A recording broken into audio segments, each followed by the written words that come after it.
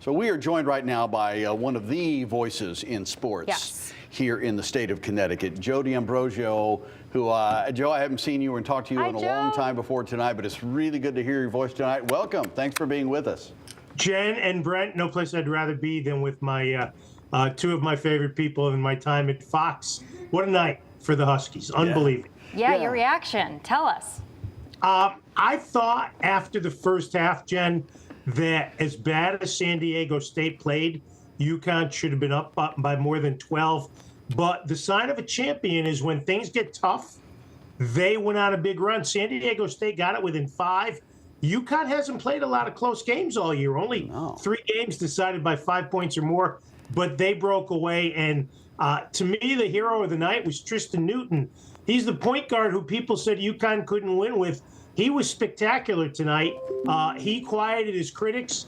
And the bottom line is UConn is back where a lot of us feel they should be, at the top of the college basketball world. It is great. It is great to have them back there and talk. You've been around here for a long time. One of the few people who's been around here longer than I have.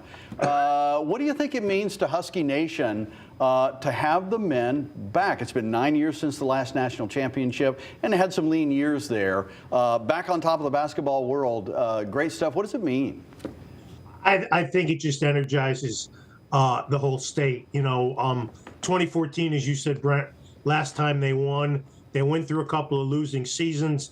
Dan Hurley came in, and early on, he said, we'll be back. He's done a masterful job putting this team together. Such a great team. So many different components. Adama Sanogo, Andre Jackson, Donovan Clingan, the freshman from Bristol, Joey Calcaterra, who they called Joey California. I always thought that was Bernstein's nickname. I didn't know. But it just, I think the state has such a sense of pride over its basketball teams. The women's season, because of all the injuries, didn't go as far as they would have liked. But, you know, with UConn getting to the Final Four and winning, it's 15 straight years that we've had a team in the Final Four, either men or women. Nobody else can say that. And I think it'll be a great, when they decide on the rally and the parade, I think a good time will be had by all. Yeah, and speaking of that, actually, Mayor Luke Bronin just put out on Twitter, he said he refused to talk about this all day, but it's time to start planning a parade. Yeah, it's going to be a party, too. Yeah. I remember the year 2004 when both teams won, and we had the parade together, and there was like 300,000 people who turned out for the parade.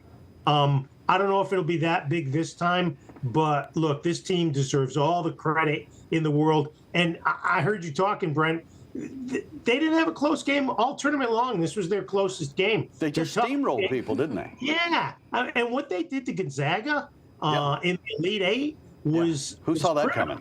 Yeah, no, not by 30 points.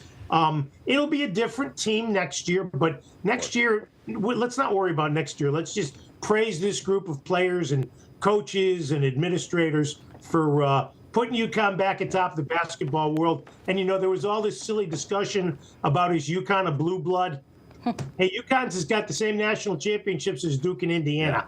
I'd say they're a blue blood. I think we qualify. Hey, let me ask you this. We all remember Kemba Walker's step-back jumper. You know, there are iconic moments like that. Are there any during this tournament that you think are going to be enduring moments during a game like that was? I think the picture that will stick out, Jen and Brent, is the picture of Andre Jackson dunking, where he's almost like vertical. I mean, we used to try those moves in the newsroom, and they didn't work. But he hit a dunk. He had that dunk against Miami, where he was almost horizontal. Nothing like the Kemba shot. I mean, that was iconic. But when you win all your games by double digits, you don't need iconic moves. Yeah, but that still shot of him horizontal in the air on that dunk. Yeah, you're right. That's a good one. That's the one that'll stick with people. Yeah, it's been an incredible go here. Jody, always good to see you and hear you. Thanks so much for calling in and lending us your expertise on this exciting and fantastic night here in Connecticut. Jen and Brent, love you guys. Thanks for having me on.